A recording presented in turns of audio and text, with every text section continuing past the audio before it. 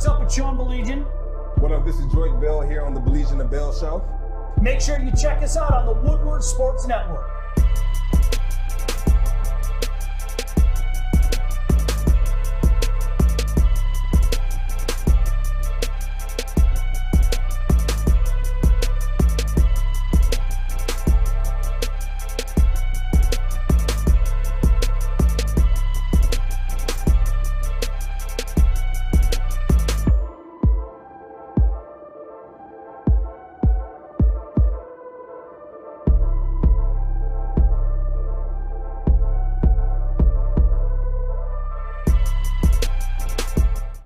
What is up? So glad you could join us on Wednesday morning. He's Joyke Bell. I'm Sean Baligian.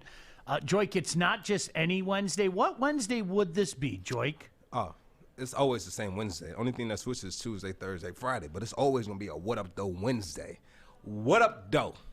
Put those L's up. You know what I'm saying? What up, Doe? Doe. Get those L's in the air, yo. One of L-Town's finest has a birthday today, so I'm going to say happy birthday to my boy Zaz. What up? Happy birthday, Zach. L-Town for life. What's his last name? Zazchek. We just call him Zaz. Zaz. Z-A-S. Zaz. Oh, his name is Zaz. I thought you said Zach. What up, Zaz? My bad, Zaz. Happy birthday, Zaz. You know what they said? They said I wouldn't give him a shout-out. So there, I gave him a shout-out, OB. How's that? L-Town for life. That's I also gave him a shout-out. What up, though? Joyke, you know how we do. Sounds so weird when I say it. I'm sorry. You make it sound so I like natural. how he always catches me as I'm taking a sip of water. What up, Doe? From Steve. Morning from Dave. L-Town stand up. Grammy Whammy said, good morning, guys. What up, Doe? It's nice and toasty. Grammy Whammy said, what up, Doe? Oh, what up, Doe, Grammy Whammy? You know, she's so hip. Nice and toasty. It's 5,000 degrees in here. Yeah. I've been told that they fixed it. Open up the doors. I've been told that they fixed it, but it doesn't feel fixed. When I got here this morning, it was like 76 degrees in here. So I guess what happens is now it took some time to, like there was a faulty wire. So one of the dudes came in here. Art, am I telling this correctly? One of the dudes came in here and like fixed a faulty wire, but it's not like it drops right away. It's warm. Yeah, it's literally hell's fire in here. Yeah, you know what? I think it's going to be a no-hat day. I got to be honest with you. You look good. You're all right. Well, you know what? I always do the buy a Woodward sports cap. Go to woodwardsports.com and buy a Woodward sports cap. So there you go. I feel very ESPN-ish with good. This paper. That's what we're looking for. That's what we're going for. That's what we're going for. So, speaking of ESPN-ish, they went wall-to-wall coverage yesterday on Tiger Woods. And first of all, we hope that Tiger's okay. But, again, I think you guys have heard me say this before, and you can accuse me of being the old guy, and that's okay because I am old. You're not old, but you know what, Joyke? It was a lesson again in how not to throw something out there in people's earnestness to be first with a story. They screw up the facts so often. There was so much misinformation on Twitter yesterday for about 15 minutes. It was insane.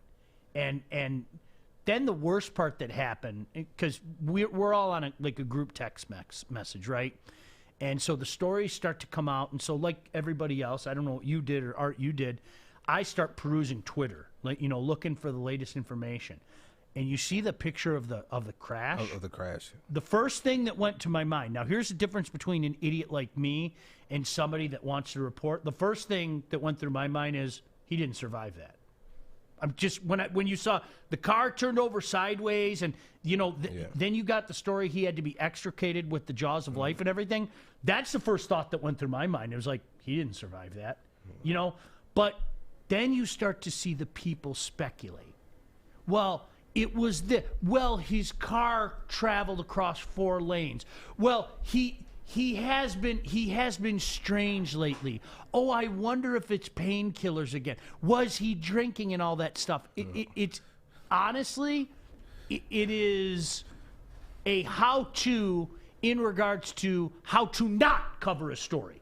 It is. It's a how-to. Do you want to learn how to not cover a story? Watch these idiots on Twitter pulling things out of their behinds yesterday while a guy is in the hospital having surgery. It breaks your heart. It does, right? And I think they would have learned their lesson when all the stories and accusations came out after the Kobe incident, and they was just putting pictures online, right? Putting pictures online before any facts, before you knew anything. And I mean, you would hear stories. Oh, his whole family was on the helicopter with him, and I was hearing stories like that about with the Kobe incident. And it's just, is it better to be first, or is it better to be accurate? Be accurate. Accurate. My gosh. It's just disrespectful. It's disrespectful, and I think the people that do that are not true professionals at their work. Hell no. Hell no. There's the picture right there. Like, seriously, when I saw that stuff, and again, you compare that to Jaws of Life as well. I'm sitting there, but of course, I'm not going to tweet it or anything like that, but I'm like, all right, this isn't good, dude. This isn't. They had to extricate him from that with the Jaws of Life. Jaws of Life. And then you start seeing the stories, and people start speculating about, well, was it painkillers? Oh, do you remember his accident a few years ago? And, oh, do you remember his mug shot and all that stuff? It just, you know what? It reminded me, I think the Kobe thing. Yeah. When I started looking, and I see all these things on Twitter, and then remember, they said that a former teammate, one of the early reports when Kobe passed, was that Rick Fox was on the helicopter as well. I saw that too. And Rick Fox came out and goes, huh? Wait, what?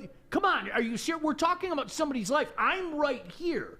And you're speculating things like that? It's just like, look, don't you have a soul?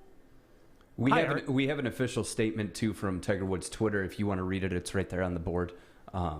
But yeah, just basically going through the injuries that he suffered, that he's awake, responsive, recovering in the hospital. No further updates at this time, but they thanked everyone for the well wishes and privacy for him, which, let's be honest, there was no privacy. That's the double-edged sword about being an athlete or being a celebrity. 100%. When they said that Vanessa Bryant found out about Kobe Bryant's death because of TMZ, that's disgusting. That's absolutely disgusting. It's just gross. I mean, God forbid any of us are in that position, right? Where you have to find something out on Twitter, some idiot that doesn't even know you, that 9 times out of 10 doesn't even have the correct facts. And then you think about, who are the people bringing you this information? These are sources. Mm-hmm. All right, these are sources bringing you information. All right, how well can you trust these sources to put your name behind it? Yeah. All right, and then you put out the wrong information, then you have to do. You have to retract your statement, and it looks bad on your company. It does. It looks bad on you, bad on the company, and just disrespectful to the people involved. And like Lynn said, no Jaws of Life used that story was retracted. I mean, again, what happens as a human being, I see this stuff, you read this stuff, and you're like, oh gosh, oh my. I mean, I'm not joking. I thought he was dead. I'm telling you point blank. I mean, when you start reading all these stories, but then it was funny, I would say it took me about 2 minutes. I was like, all right, let's calm down. Let's wait for the real stuff to get out there. Because it's like, unfortunately, we've been through this before. We've been through this before. So it's just disgusting. Hey, but honestly, prayers are with you, Tiger. I know you're not watching this, but we're praying for you. Wish you a speedy recovery. Did you ever meet him? Never met him. No, never met him. No. One of my biggest regrets. I wish I could meet him. Yeah. Yeah. So one of the reasons I started playing golf, I just used to play for not too much. And I'm not great. I probably have a 20, 25 handicap, so I'm not great. Do you enjoy it? But I enjoy it. That's all that matters. I enjoy it. Go enjoy it, man. I love it. I've never seen in my lifetime, and I hope you guys know me by now. I hate overstatements. I hate the guy that, this is the best or that's the best and things like that. There is nobody, it's not even close, that has done more for his sport than Tiger Woods has done for golf. It's not even close. And you don't have to take my word for it. One of the things that I do, I host a golf show with 3 pros locally, right? And all 3 of those guys, without hesitation, say the same thing. Like what he's done for golf, okay? And when I say golf, I mean, I'm not just talking about young kids, whether you be African American, whether you be white, whether you be Hispanic. Golf. He has transcended golf. How many guys can you say that? Like, honestly, how many guys? Michael Jordan was massive. He was monstrous. There's no doubt about that. But the NBA was the NBA before Michael Jordan. You know, I think a lot of people, my generation, look at Magic and Bird. Magic, Bird, Dr. J, that is what put up the NBA. There's nobody that comes close to Tiger Woods. The only thing that I can relate it to is, and obviously I'm old, but I'm not that old, is maybe what Babe Ruth did for baseball. You know, reading the old stories about how Babe Ruth was like larger than life, and you know, all the kids loved him and all that. And it was like the Pied Piper when he came to town. Tiger Woods is golf. He's golf today. He is. He really, truly is. So, fair to say, best golfer of all time? I think you have to judge it by majors. You know, I mean, Jack still has more majors, so I think you could make the argument that Tiger is the best. I think the counter argument will always be Jack had more majors. Most important person in golf, you can't even say number 2. You can't. There isn't even a number 2. Tiger Woods should take first and second, right? Like, I mean, I'm not joking. I mean, it's okay. I'm going to use me as an example. All right, golf was always there.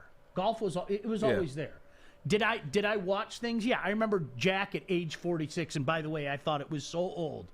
Jack at age 46 winning the Masters in 1986.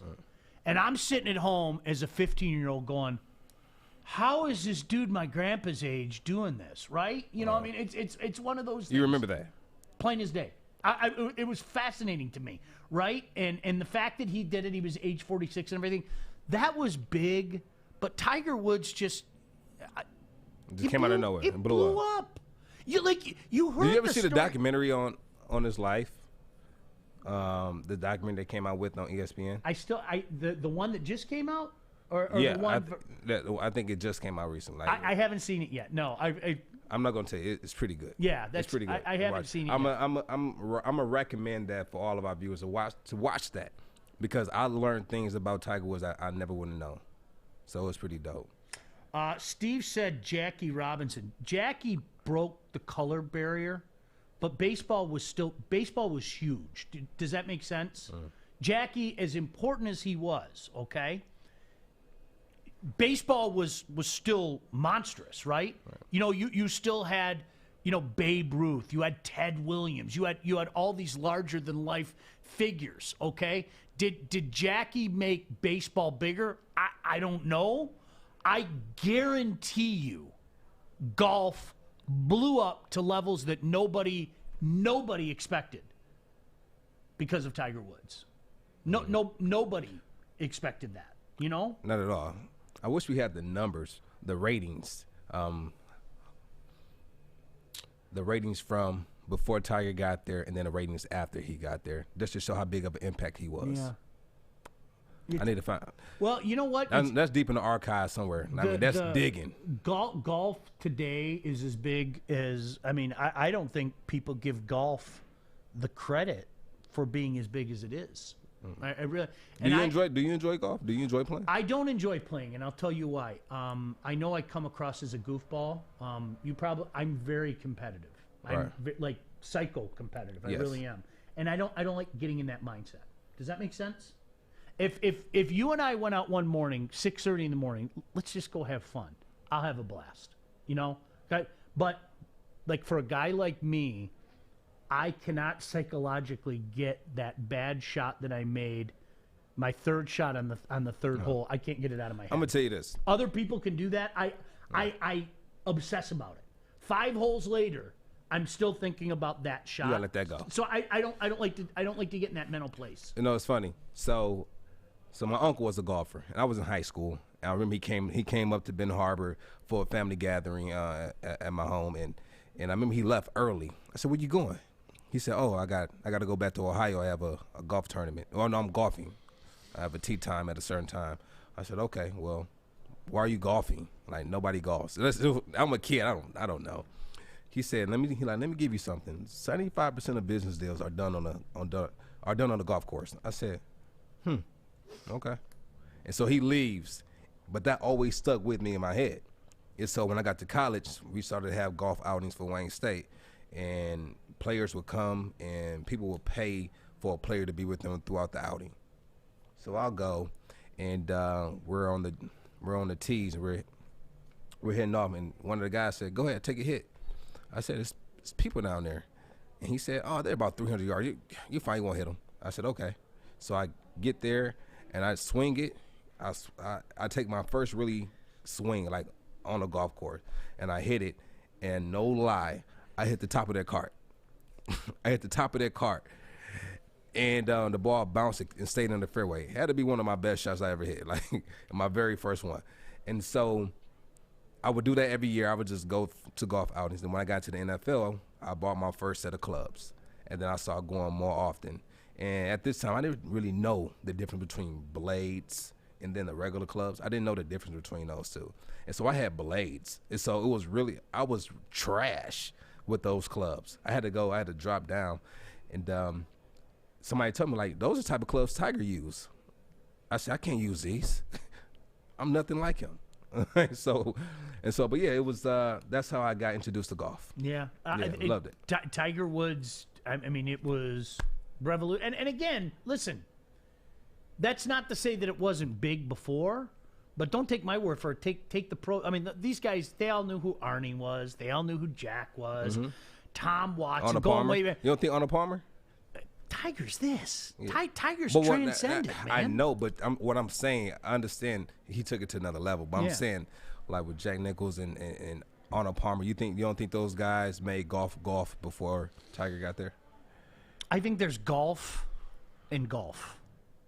And really, I think that's what Tiger Woods has done for golf. Okay. Just because I guess I understand what you're saying. For me, Joik, I've seen it happen in my lifetime. Like in that case, I would say Michael Jordan transcended basketball. He could have. I mean, did.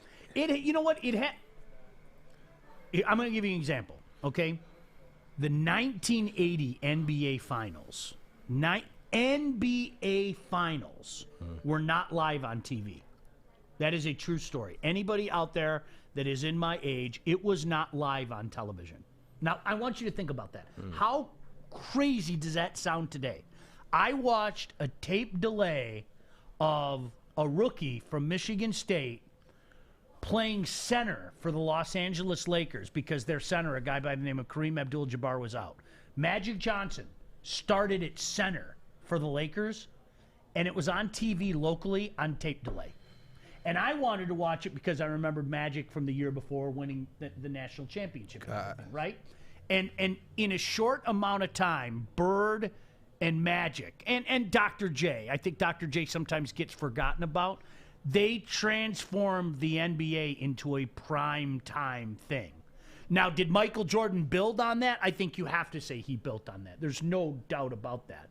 But to me, and again, I'm just using my lifetime. When did they become live on TV? Do you know the year? I think it was the next year. Like, honestly, I think it was like 1981. Okay. And the Celtics beat the Rockets, if I'm not mistaken. But you had this situation where it was like, okay, it was the Lakers, then it was the Celtics, then it was the Lakers again, then Dr. J got one. Right. Then, oh my gosh, it was the Lakers and the Celtics. Bird versus Magic again. And Bird got the best of Magic this time in '84. Yeah. And then the Lakers did it again. And then the Celtics did it again. And then it was Lakers Celtics again in '87. It was like awesome. It was and then this team called the Bad Boys came around, and Bad Boys. Pistons beat them. The Pistons lost that first year to the Lakers, and then the Pistons beat them. So it was really a magical time for the NBA. Art has his hand up. May I call on him? I'm asking you, Joik. You wanted me to ask, so I'm asking right now. What's up? Good afternoon, Joy, or good morning. So Dr. Detroit made a great point on YouTube. The ratings that dropped when Tiger wasn't involved in golf. 100%. I even remember that. Like 100%. no one cared about golf unless Tiger was involved. Yep. It was like you guys know, whenever there was a tournament and Tiger was and this got to the point of absurdity, Tiger is lurking. How many times did you hear that? If Tiger was lurking on a Sunday afternoon and he was wearing his red, you were at home. I was. I got to go watch Tiger. Now, what other golfer did you do that for? Like, I'm being serious. As great as Jack is, and I think Jack is arguably the greatest golfer of all time. If you want to base it on majors, yeah. As great as Jack is, who else did you go? I got to be home. Well, what do you got to be home for? Well, see, the U.S. Open's coming on at 3 o'clock, and Tiger tees off at 2:58. So I'm gonna go home. I never do. Who did that, right? But like we as sports fans, we did that, and then on Twitter it was like, everybody tweeting about every shot he makes, and I think that what was so special about watching him win the Masters again a couple of years back. Most everybody thought he was done. It was over. He was never going to win a major again. And then he went Tiger, and he won a major again. And you're just going, dude, come on, man. I mean, it's and look, with these injuries, I'm telling you right now. And sometimes it's not even the big injuries. Sometimes it could be just a nagging injuries. A turf toe, a jammed finger. That might prevent you from catching that one pass with one hand. It's small nagging things that might not affect you right now, but over and over and over. It's kind of like I'll give you a prime example. I realized I went to a chiropractor. They measured my legs, and my left leg was about a half an inch to an inch off. But you got to think, if I'm going through an entire day of walking, I'm taking about 3,000 to 4,000 steps a day, right? 3,000 to 4,000 steps. Eventually, my body's going to be off somewhere, end up getting tendonitis, right? And I started going to the chiropractor more and more and You're more. A pro. Look at you. And more. You're a pro. Stop it. You got hands in front of your face. Yeah, look at you. You're just talking to me. What a pro right there. Joy Bell, ladies and gentlemen. Stop it. You're making me blush. So I started going to the chiropractor. I started getting adjusted more, and these are certain things you need to do when you become a pro to make sure your body feels good. Because you know what Deion says, you look good, you play good. You know injuries better than anybody. I'm sorry, you look good, you feel good. You feel good, you play good. That's what it is. I'm sorry. Go ahead, Sean. You know injuries better than anybody. I don't know how Tiger Woods I don't have too comes many back. injuries. I don't have any time. Yeah, but you know it. You've seen injuries. It still blows my mind you've never broken a bone. No. Where do you want me to start? Do you want me to go down my checklist? Yeah. Collarbone, wrist, arm. I can't even tell you how many ribs. I can't. I have no idea. My feet, snap, crackle, pop, every toe, probably 10,000 times. Leg, I'm probably nose 3 times. After my second broken nose, I had to get my nose fixed because I had a deviated septum. So that's why I have a little bump right there. You poor thing. It's not bad though. It's a poor thing. No, it's not. You poor thing. But broken bones are overrated. There's nothing. You run a 40, hamstring be on the field somewhere. My hamstring passed away. Throw it 10 on the years grill. ago. Throw it on the grill. It's just one day it's gonna Throw it fall on the grill. off. Grill it Throw it up. on the grill. Yeah, slow cook it. Slow cook it. Yes, Arthur. What I hear is that, and this is just Hold on. speculation. Make sure you Sorry. talk to me first. Joy, Art had his hand up. Hold on, I'm still talking. So, throw that thing on the smoker. Let it roast about 10 hours to get that jiggle. I'll feed you guys. I'll feed you guys. Can I? Thank All you. right, go ahead. It seems like, I still Sean, didn't you've say had yes, a but go more ahead. active sports life than Joy with gosh, more injuries. here I we mean, I'm go. just saying. I'm just saying. Yeah, I mean, all those broken bones, you've been through the ringer. I guess everybody's active, but Art. Or maybe I'm just Mr. Glass. Maybe I'm just Mr. Everybody. Glass. That's the way. Hey, Trisha, come get your husband. How do you? No, let me ask you something, Joy. How do you come back with those injuries? I'm sure you saw the injuries. I mean, Yeah. Everybody's going to speculate about Tiger's future. Look, when you're putting titanium rods in legs, and you're doing the things that statement that we put up earlier. And, oh, by the way, you're already a guy that has chronic back problems. It was iffy as it was. I don't know how you come back from that. You know, you sit back, and I don't know the full story yet because we have some statements that came out. You have players who they come back from certain injuries. So I had a friend who snapped his foot in half and they had to put like a rod in it to connect the foot back. And he snapped his foot in half. Yeah, snapped it. That sounds fun. Yeah, snapped it in half in the game. Snapped it in half in the game. That's pretty cool. Thought he was done. It was over a year recovery, probably more severe than Achilles, on the same level as popping your Achilles. Came back, and now he says that foot is actually stronger than his other foot. He's more confident in that foot now than the other foot. And so it can be a situation with Tiger where he comes back and he can bounce back from it. You know, time heals all, but he's at that age now. Is he healing like he once was? And that's where the father time plays a major part in your recovery. So, but he has some of the top doctors, top trainers, and it's going to be more so him looking at himself in the mirror saying, do I really want to go through this? Do I want it that bad? Do I want it that much? And when you change your whole life to get to a certain level, it's kind of hard to walk away if you feel you have more in the tank. He is, for people out there that don't know, he is 45 years old, okay? And anybody out there will tell you this. There is, you don't know when, but all my buddies who are around my same age said the exact same thing. Somewhere between 45 and 48, something happens to your body. And it's funny, my doctor told me for years. He told me in advance for years. He's like, enjoy your metabolism, enjoy how you bounce back from things. He said between 45 and 50, something happens to your body. And it's real. And there is not one person that I know that's my age that, because we have conversations about it all the time. I wish I could explain to you. Just something happens to your body. Yeah, you just don't bounce back anymore. Yeah, these probably the people that eat a lot of red meat. Maybe. I don't think that's for everyone. It might, I don't think it's for everybody. Well, I mean, like honestly, I mean, it's. I mean, Tiger has, the wear and tear on his body has already taken effect. I mean, it has, and there were questions as to whether he was going to be playing golf this year as it is. Even before this horrific accident. So obviously, we hope for the best. I mean, look, golf's a better place with the guy in it. And there are a tremendous amount of young golfers now that make the tour great, and the tour will survive without Tiger Woods. When he eventually calls it quits, I hope it's not yet. The tour will survive because it's gotten to a point where I think for a lot of people, especially the majors, it's destination viewing now.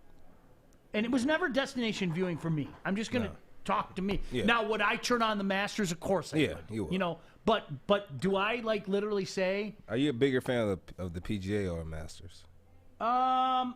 Masters. It's still Augusta. It's, it's legendary. Yeah. But you have some guys that are like PGA. Salad sandwich, all of that. I mean, it's there's something iconic about the whole idea of the green jacket, and everything. I love it. So I think that Steve said, how's father time treating your recovery time, Sean? It's brutal.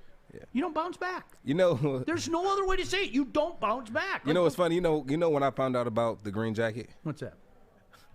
Happy Gilmore. Shooter McGavin. And, it was actually the 25th anniversary of that movie about last week. Did you see those videos? Yeah, I saw the videos. He still got it. Guns don't kill people. I do. There are so many little things in that movie. Yeah. They're like when they go and visit Grandma at the home. Yeah, it's just Ben Stiller. Go to sleep, or I will put you to sleep. Can I have a glass of water? What do you say? Can I bother you for a glass? Was it water or warm milk? Warm milk. It was warm milk. How about this? Yeah, he talked to my grandma with me like that. He got to catch Right, me. right. Yeah, we gotta have a talk. Yeah, My fingers hurt. yeah, have a talk in that back room. It's so mean. I love that movie. You know what? That is one of those movies. Hold up, my fingers hurt. Oh, your fingers hurt? oh, let's take her out to the garden. Yeah, you have garden duty now. Like, you know, like, sorry to go off on a tangent, but this is reminding me of lockdown time where like there were movies that I kids probably said a movie you guys seen. Thank goodness. My kids didn't know anything about it, and it was like I was like. Of Happy Gilmore? Yeah, well, you got to remember, one was born in 1999, and the other was born in 2005. That's like a family movie. Yeah, so that's when we sat down and watched it. My kids love it. They love it. Oh, they think it's hysterical. Hey, you lay one finger on me, I piss on the house. I burn down the house and I piss on the ass. You suck, you jackass. Wow, he threw the club long farther than the ball. So the club was good. farther than the ball. Yeah, man, great movie, man. You guys ever seen it? Go see it. Get you a glass of shut the hell up. Get you a glass. Shut the hell up.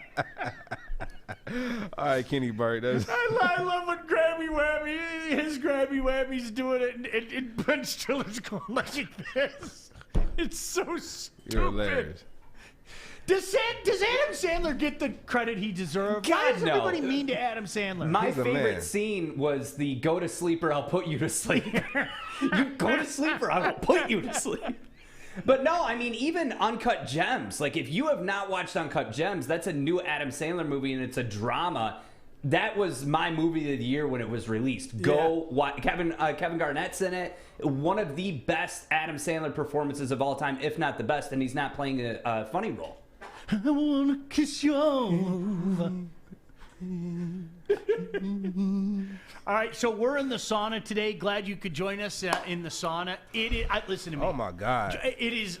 It's time for a break. I Like gotta go honestly, outside. like you better keep those waters coming, fish. Hey. Poor fish is flopping on the ground. Yeah. That guy needs some water more than Dang, anybody. fish. He's just flopping on the ground right now. Hey, you like to swim in sports? Take a dip here at woodwardsports.com. Going to break. Hey, it's Joey from Woodward Sports, and I am here in downtown Fenton at Bridge Street Exchange. This place has so many amazing things for guys and ladies. This is the hidden spot that you got to come check out. I'm talking thorough good boots, best boots ever. They have barware. They got the Stormy Cromer hats. They got Carhartt hats, a huge Carhartt selection. They even got Snoop Dogg underwear. So go check them out, bridgestreetexchange.com, and use the code word WSN for 15% off. What's the temperature near you? Oh my gosh, leave that open, Joik. Oh my gosh, leave that open. Do you feel that, Art? Oh, that Arctic blast just came. Oh my gosh. Yeah, it's warm in here. There's just no other way to say that. And these poor ladies out here are giving, wicked awesome haircuts. And like Joik walks over, we literally have to leave the door open. You should have seen Fish. Poor Fish is over there just flopping on the ground and everything. Threw a cup of water on him. He's doing all right now. He's going to survive. We appreciate that. It's very warm in here. By the way, with the average price for an ounce at Michigan recreational dispensaries coming in at $300, why not just grow your own? With just one light, you can pull down up to 36 ounces each harvest. Do the math, and then go see our guys at Grow Green. They have everything you need to start growing today and the knowledge to make sure you crush it. Mention Woodward Sports for a free T-shirt. Yeah, the way that this goes, going back to the Tiger Woods accident, obviously we wish him nothing but the best. As a human being, I don't care whether you like people or not. You just, you wish him the best. The first contact was with the center median. From there, it crossed into the opposing lane of traffic, hit a curb, hit a tree, and then several rollovers during the process. That is courteous of CNN. What was the cause? I have no idea. I'm sure it'll come out. It'll come out. I have no idea. You heard the Los Angeles police say, contrary to, again, some of the heroes that think that they're journalists, it was not under investigation for any kinds of substance or anything like that. I mean, I don't know. I don't like to speculate. I hate to play the speculation game. Just wait and see what happens. Your mind speculates enough. As I said, I'm telling you. You've done enough speculating with the Lions. Let's not speculate anymore. You hear that? I just hope the dude's okay. I like that one. I hope the dude is okay. Yeah. Vinny and Steve said your mic's off, Art. I think the reason Art's mic is off is Art is doesn't know how to work. They have him on IVs right now. He needs to get some fluids into his body right now. Yeah. Delirious. Don't, because Joik, I'm not going to do this with you today. I do the video stuff. I'm not trying to blame anyone, but hey, why are you talking to me with your hands? Put your hands. Someone is flopping out of water, and it's all new here. You got to have patience. Can Art hear me through his headphones? Yes, I can. All right, well, don't talk to me with your hands. You talk to me with your hands. I'm Italian. I can talk with my hands. Did you see Rest in peace to my great grandpa. Trisha, this is what you have to go through at home. She's not watching this show anymore because of you. I'm her best friend. She yeah, told you that. think. You think it's because of me. So, listen, segue. Michigan State suddenly looks like Michigan State again, don't they? The last couple games. They have. Looking for 3 in a row? Knocking off Indiana and beating a really good Illinois team. How about Michigan and Michigan State the last couple days? Underdog MSU brought the noise to those boys down in Illinois, beating them 81-72. You like sports? Take a dive here at woodwardsports.com. You like it? I don't want this Joik anymore. Will you do that? Will you do that? Will you do that? All right, now I'm going to play the role of Justin. Yeah. In 5, 4, 3. Oh, he did the close-up. He did the close-up and everything. Let's do it again. Okay, all right. One take Drake. Let's go. Ready? All right, one take Drake. Coming down in 5, 4, 3. Hold on, before you got to give me the 10 seconds at the end. Okay, I'll give you the 10 seconds at the end. Okay, here you go. Coming down in 5, 4, 3. What up, though? It's Drake Bell with your DraftKings Rockin' Sports Update. Pistons take on Orlando, beating them 105-93. Look at the shot.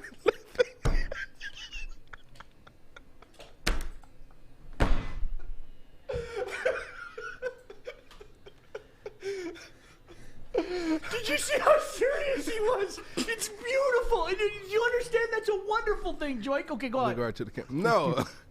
No, but what Michigan State brought the noise and beat Illinois. So the underdog MSU brought the noise to those boys in Illinois, beating them 81-72. Woo! It's hotter in here now. Wings, hold up. Wings get goose head by the prayers, but guess what? They have a chance to redeem themselves tomorrow night. You like to swim in sports? Take a dive here at woodwardsports.com. That's good. Yeah. This is what we've been working on, like behind the scenes. Like we do these different sportscasts, right?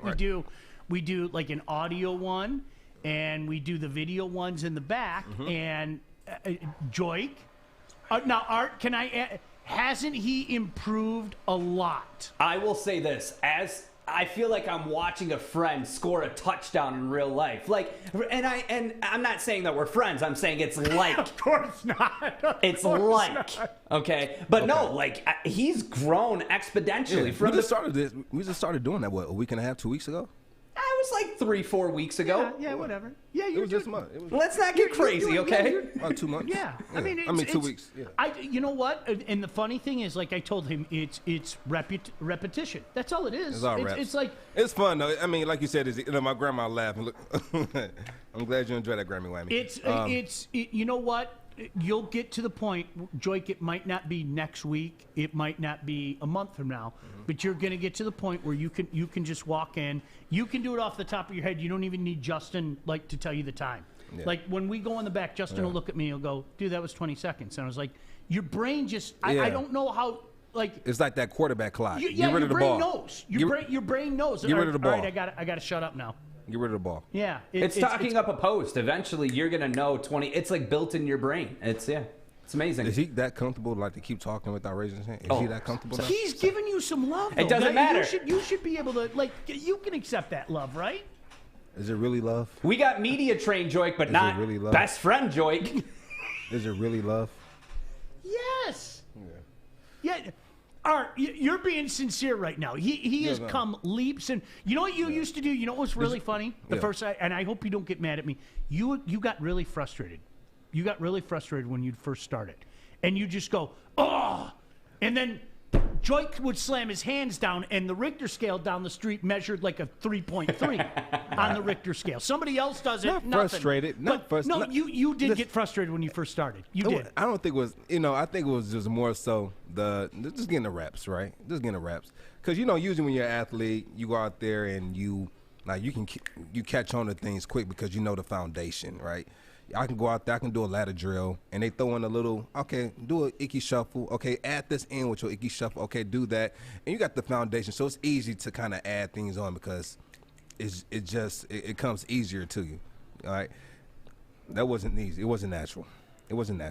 But it became natural, and I kept doing it over and over and over. Do you know what Easy said? Easy just said, like this, and this is pretty much the analogy that I gave you, not this analogy, but he said, just pretend like you're talking to a lady. And I know I told you, you're just talking to me, dude. That's all. what it is. Yeah, That's what it is. You're just talking to me. And I had to change it, and I had to change my mind narrative about it. I had a great mentor while doing it. And what up, Maz? Tom Maz, there he is. What's up? Maz, how much better has he gotten in the past couple weeks doing the sports updates, right? Yeah. Maz is giving the thumbs up right now. The thumbs Hold on. up. Art has something to say. Joy, can we go to him? I think he has something he wants to say. Okay. Go ahead, Art. I was thinking, since we've gotten so close through this great show, what if we did one together one day? You and me. Sean, why are you looking like that? Would the people like that? I'm going to ask the people. No. Would you guys like it if Art and Joy did like a 20-second sportscast? Drake needs our sensitivity training. where they would. I told you, like, when I first started here, you have to think, like, I finally got a job in this business, right? And more often than not, your first job, you're not on the air. My first job, I'm on the air. And here you've thought about doing this forever. And then it's like 2 minutes before the show starts, and I'm going, yeah. Diarrhea mouth, everything gets so.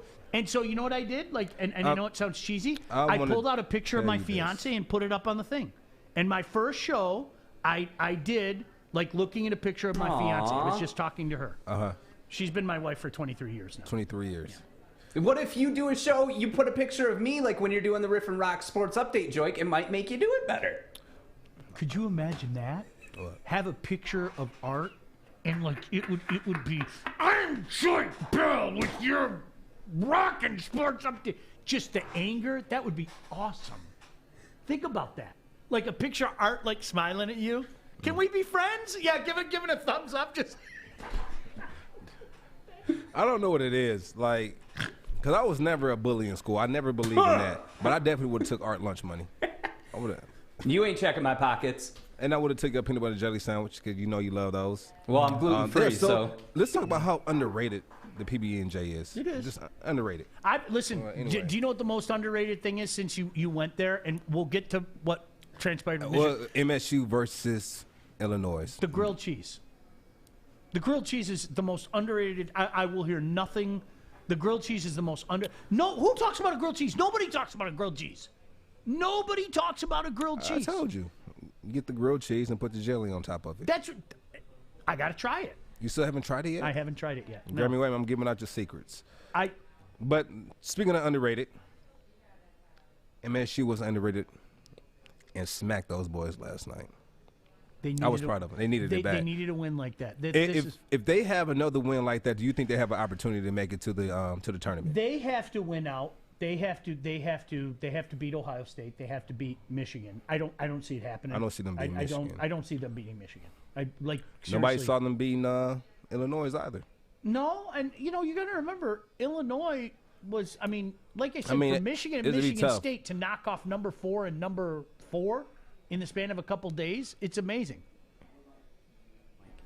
You want me to move my mic? Does that work with my mic right there? Okay, fantastic. No, but Joy, to me, that it's. I think the problem for Michigan State is they dug themselves too big of a hole. I think they have to win out. I think They might have to win out, but do you think they have the capability? You think they have the manpower, the depth to win out? Like I can say, like I think the game against Ohio State, I think it'll be a great opportunity for them to see if last night was a fluke or are they pulling together towards the end. Bill said they ruined my parlay last night. Yeah, well, and sorry, Bill. You know what? I would have gone against it too. I mean, the way watching as a Michigan State fan, I would have gone against them because you know what? Indiana was nice, but Indiana isn't a really good team. Okay, weren't they projected to win? Illinois is a really good team. Right. No, but there's Indiana is here. Illinois is there. I mean, they were ranked 4 in the nation for a reason. So because of that, I cannot believe how hot it is in here. But because of that, it is one of those things, Joik, where it wasn't just the fact that they beat them, it was the way that they beat them. And here it comes. Do you know what it looked like? It looked like Michigan State. That was a Michigan State. We're going to play defense. We're going to physically make you pay the price. And I think that's what gave people some excitement about it because for the first time, and here's one of those things. Let's not forget that the expectations were sky high for this basketball team, okay? I won't hear any of that.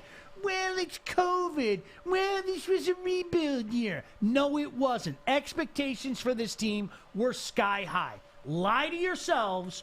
Don't lie to me. All right? I'm serious. So if I'm going to call somebody else out for not hitting those expectations, then I have to call out, even the team that I pull for and everything. That's my job.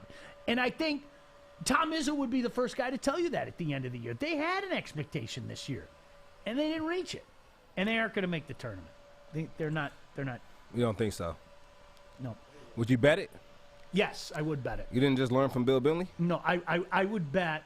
I would bet that Michigan State does not win out and get into the. They have to win out to get into the tournament. There's no doubt in my mind. They have to win out, and I just do not see them beating in what this week is. I mean, it's a hell week for Michigan State. Okay, I do not see them beating both Ohio State and Michigan. I mean, these are both rival games. Mm-hmm. Anything can happen in a rival game.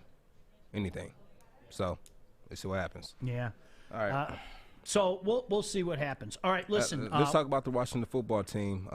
Might be getting a new name. Can I ask you about that when we come back to all the names changing and things like that? That's fine. Let's talk about it. I think it's important to talk about it because more often than not, to me, I don't care. Really, I don't. I hear people, why are you changing the name of the Indians? I don't care. I just want people to explain things to me. I'm a big explain it to me guy. And I think today in society, do you know what happens? We aren't allowed to ask questions. Okay, we aren't. Like during, here, let me give you an example. During COVID, I've said this before, I adamantly was against a lockdown. I cannot stress that strongly enough. I was adamantly against a prolonged lockdown, okay? But with that being said, somehow, some way people took that into, oh, you don't believe in COVID? Huh? No, I'm asking a question. COVID's very real. COVID's very serious. COVID has affected people that I know and people that I love. What are you talking about? And that's when you have conversations like this, Joik, you know what? Oh, so you were cool with them calling them the red? No, I just want to know the rationale. Can you explain to me the rationale? Can you explain to me why this decision was made or who was, doing things like that? And I think it's important to have conversations like that. It doesn't mean that you're against it. You just want to be educated. Right. That's all. You just want to be educated. And Joik, it's like, you know what? Some of the things that we do at the end of the show, and we're going to be doing again today at the end of the show for Black History Month, you know what? I'm asking questions. Do you know why I'm asking questions? I don't know. I don't know. If you don't know, you don't know. Right. So, you know what? I'd rather, be educated than not be educated. Does that make sense? Yeah. And the thing that I hate, though, is when you don't know something, all right, and then people, they want to throw you under the bus for not knowing when you're asked a question. Like, no, we're asking because we want to know. Yeah. All right. We can't know everything. Yeah. It's just, you know what? And again, here comes my favorite line. We've become such a divided society. Both things can be true. I can believe that COVID is serious. I can say, wash your hands, wear a mask. And I can also say, I think the lockdown did more harm than good. And you know what? A year later, I look right. You don't have to tell me I'm right. I look right. People like me, a year later, and there are studies coming out saying that, we look right. And I'm not patting myself on the back, but I think what happens when you say things like that, people go, "Oh, so you don't believe? What are you talking about? I don't believe. Of course I believe." I don't know. It's very, very interesting. Yeah. Hey, start a new career in an industry that is always essential. The heating and cooling industry. You know what's funny? Learn more today by visiting northwesterntech.edu. I hope you guys got that dramatic pause for We got it, because sweat is dripping down my back as we speak. It is really, I cannot stress this to you. I don't know if we look as uncomfortable as we feel. It's really You look uncomfortable because your hat's off. I want to let you know the great technical director known as Art is working on the issue right now, guys, so we'll get that handled, okay? Okay, Joik? You want to throw it to the break, Joik? Hey, thanks for tuning in to Baligian and Bell. We'll be back after these messages. I'm looking to bring on another HVAC tech right now. We are recruiting 5 to 10 techs a month. We're looking to grow and expand. Every new tech we hire is from Northwestern Tech. The hands-on training is fantastic. They're always my first call. We love hiring Northwestern Tech grads. They come out trained and ready to work. Our program is only 10.5 months, and our next classes are starting soon. So why wait? I'm looking to hire Hire a graduate of Northwestern Tech. Northwestern Tech. Northwestern Tech. Northwestern Tech. Welcome back, and glad you could join us wherever you may be all over the great state of Michigan. So, Joik, as you were saying before we went to the break, the Washington football team to have a new name come 2022. The website, WashingtonJourney.com, includes a timelines where fans are able to view the name creation process, submit their own ideas for the next team name, and write their vision for the team and design a uniform and logo. I never thought in my lifetime that we would see the Redskins moniker be changed, but it was changed. What was your feelings on it?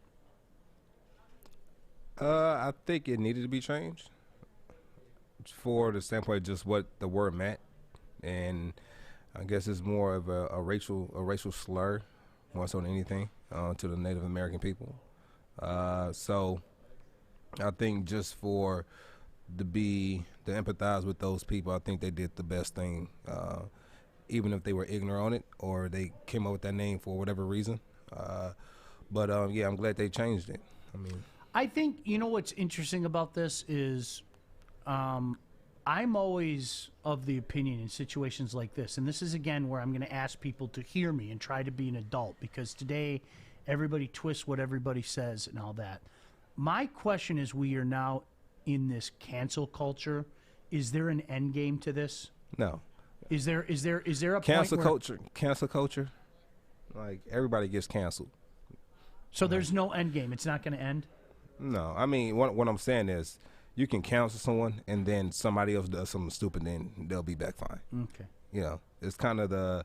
I remember Drake. For people who know who Drake is, his mother gave him a 72-hour rule.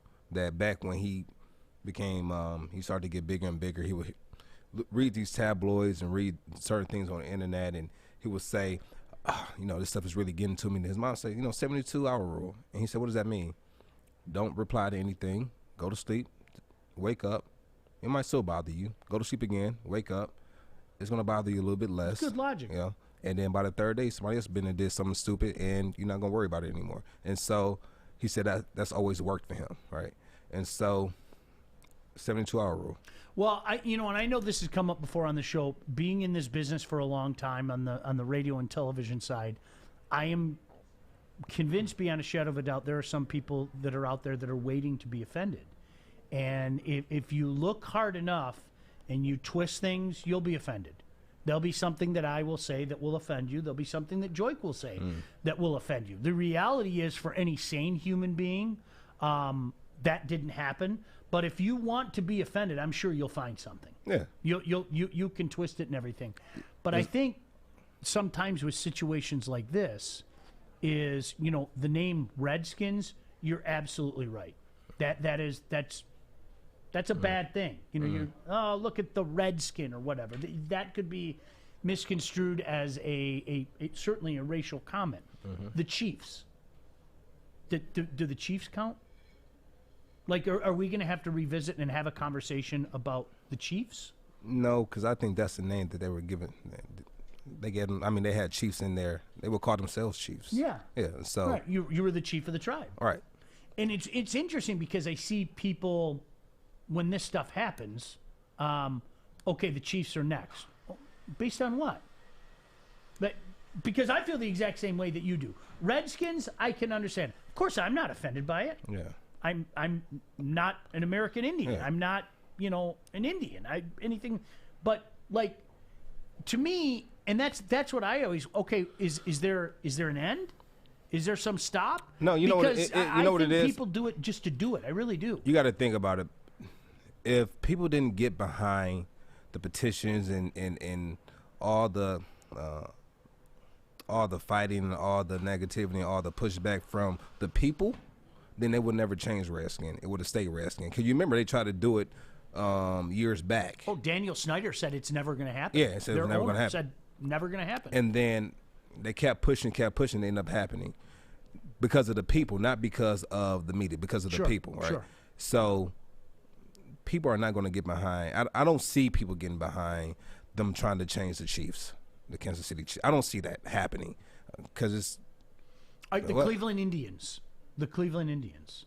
That is something that's going to be gone. Now, Chief Wahoo, that the old logo was. I mean, look, it was offensive. There's no other way to say that. Yeah. So but it's the Indians. Yes. Is that? I you know what? I don't know because I've met Native Americans, and some don't mind being called Indian, and some don't like being called Indian. They want to be called Native American, and so it's more so they have to figure out what they want to do, and then when they decide what they want to do, then people might get behind it. I hope you get my point here. I do get your point because I don't know if it's an end game. I don't know. You can't say that. Here, let me give you an example. Eastern Michigan, years ago. Okay, they're the Eagles now, right? Right. I grew up in an era where it was the Hurons, right? And so they decided early 90s, 91, 92, that they were going to change it. Well, here's the thing. Representatives from the Huron tribe that had a big, I guess you could say, cluster in that area, around Ann Arbor, around Ypsilanti, along the Huron River, right? Right. They had no issue with it. Like, they talked to some of the elders of the Huron tribe, and they were like, we don't have an issue with it. And so I think that's what a lot of people are like, where is this coming from? And conversely, then you had the Chippewas, who were the Chippewa tribe, where they didn't change. And I think that's why, and again, if you want to be one of those people, you could say, I'm heartless and all that stuff. I'm asking legitimate questions because I don't know. I don't know. You're heartless. Well, you know what I do? I joke with my kids all the time now. I said, I'm going to get to the point where eventually, it might not be next year, it might not be the year after, I'm going to stop talking because I don't know what offends people anymore. I am. I'm just going to, I'm literally, I'm going to have surgery. They're going to take out my vocal cord, and I'm just going to, and that's why, and it's bad to ask questions. It's like bad to ask questions. Can I get that doctor? I want to send Art over there. Art, what's the schedule looking like next week? My schedule will be doing the best that I can on the show because you need me. You need me in your life, Joik. Stop it. Stop it. You did go Jack Nicholson there. You need me on that wall. You want me on that wall. That's right. Why do you got to bring me into it? You could have just... That's the bully mentality that we don't need on this Washington program. to have a new name in 2022. Do you have anything jump to you? You should get your boy Marty on the line. Marty Mayhew. Okay. See if he has any input, I haven't right? spoke with Martin Mayhew since the Matthew Stafford trade. I texted him and said, "Listen, like you might want to." I said, "I think it'd be a good look to get Stafford over there." He just liked the pitch. You remember I told you, the guy was. But he liked the message. So that's the last time we spoke. But I don't know how much say so he'll have in the new name of the team. But I'm pretty sure he'll have some input somewhere, but I don't know how much it would be. May I? No. So no. Well, you looked at me, so I didn't. No, he looked. He said he pointed at you. I'm like, no, he can't. Oh, I was going to give a name suggestion. All right, go ahead. Okay. So where I went to school was Forest Area Warriors. Do you think Warriors is a derogatory word? Because to me, as a white person, I don't know, but I just feel like Warriors. Washington Warriors. No, that's Wayne State. Right, but there's more. But Wayne State used to be the Tartars. Used to be the Tartars. Right, but there's more than just. I'm talking about a professional. Hold on. We produce. All right, Portnoy. All right, Portnoy. Watch your mouth. Watch your mouth. I'm getting the W's up now. You see what I'm doing? I'm getting get them dubs up. I don't know how Warriors could be offended, but again, it's already a professional team with the Warriors. You know what it comes back to? It's going to be different. There are people out there that cry about that, and it's like, and that's why, like, to me, it's like, at what point in time do we say, okay, this is valid? I get it with the Redskins, but then at what point in time do the rest of society like stop and go, like, knock it off? Because honestly, I'm at the point where some of these whack jobs it's going to be shouted down. Listen, it's not only going to be right. It's not only going to be people knock it off. It's going to be media knock it off. Like, knock it out. Knock it off. How much of it do you think is a media thing or just it's both? Karens? It's both. Like, it's both. It's going to be both, right? It's going to be both. It's not just one, right? The quickest way to get people's attention is through media versus the social media, the news, sports shows. That's the quickest way to get your word out. And then when people start seeing your perspective, then that's what it is. But if that's the case, I'm offended that it's Detroit Pistons because we don't make cars in this city anymore. So I want Pistons taken out. Like, you get my point? It never ends. I've always been of the opinion of when does it stop? Right. Because what happens again, we as a society have to go. Well, we'll assemble cars. Okay, enough. Like we don't know. Enough of you people. Like this is getting to the point of absurdity. Now you're trying too hard. You really are. You're trying too hard. I think if you are a white person not of color, you have no reason to give an opinion on this subject. I'm sorry, you don't. Now, if the name Redskins or Chiefs, then you have to be of that race to be offended. Otherwise, why are you getting offended? Like, I'm not offended, but I'm not of that color, so I have no opinion of it. Like, that's it. Here's another one with Washington. I mean, you have to remember some of the Washington teams have changed. I mean, the Washington Bullets. I always got what the reference was. I never thought it was gunfire. Like, growing up, it was like, oh, cool, they're fast. They're going up and down the court really fast. They're right. Like a bullet. And so when they changed it, I was like, why did they do that? Really? What? Well, there's a lot of crime in the Washington, D.C. area. I guess I never thought about it in that context. What? I guess. Never. But that's where we're at today, and that's why I like. Is what is the world coming to? Yeah, Mass. Is there an end game? Hey, that's you know what? You know how you do your thing like this when a ref makes a bad call. You know you do this. Yeah. You know what Mass does? He does. He does. Maz also has a pretty good disgusted face too. He bit into like a sandwich that was in the back of the refrigerator for a month. He was so hungry he took a bite and he just went like this. You have a good disgusted face. Did I drop you people, by the way? I hope I didn't drop you people. I do it as a joke all the time. I do. I drop you people. Everything. I do that at my house all the time. What do you people want for dinner? That's like, I guarantee you when I get home today about 3:45, like that, I'll walk in and I'll go, what do you people want for dinner? That's one of my favorite things. If I don't have something planned. You want? Yeah, you people. No, it's. I think it's an important conversation to have because Art, like what you said is spot on. I can't speak for the oppressed. A Native American person. Yeah. The oppressed. I can't. I'll give you an example. When we do the Black History Month in 2 minutes, Joik and I talk about the video. I give him my opinion on what we should discuss. But ultimately, I'm not going through what Joik is going through still to this day. So it's not up to me to decide these things. It's not up to me to change these things. And that goes to everything. Now, there is the conversation of, well, if we're being PC culture and everything, then all comedians need to go away. All, funny movies need to go away. There's a limit to it, but unless you are the person dealing with it. It's okay when comedians do it because it's their work, but... Can I? Here, I'll give you another. You know what another one is? Yeah. Believe it or not, this is a real thing. Okay, in the National Hockey League, the Vancouver Canucks, it's derogatory.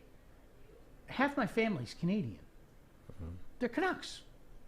There was a hero back in the day named Johnny Canuck, right?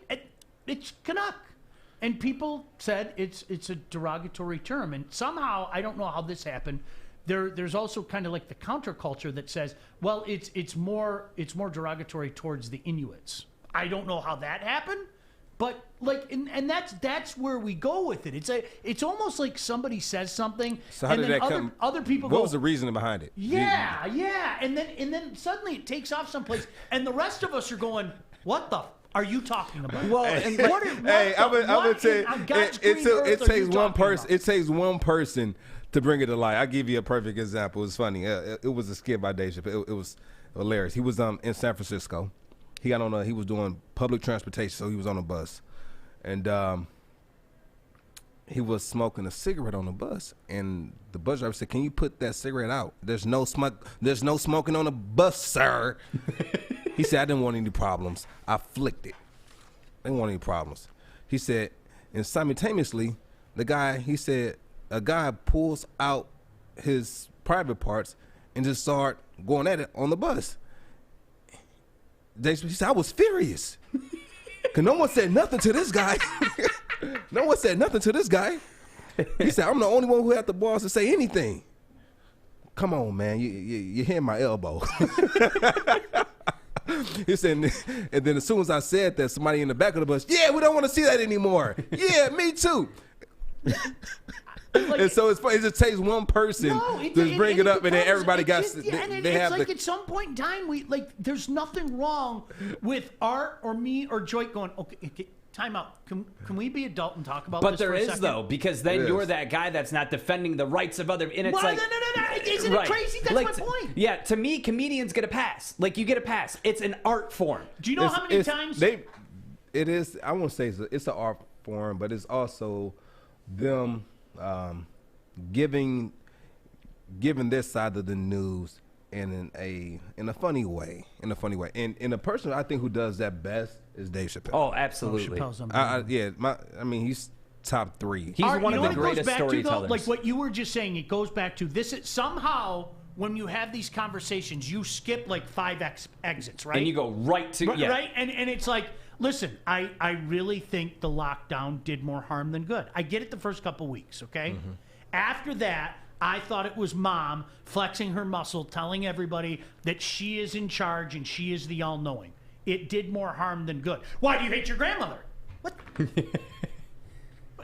But that's how those conversations go. And do you know how many times somebody told me that? Oh, so you don't care about the elderly? What?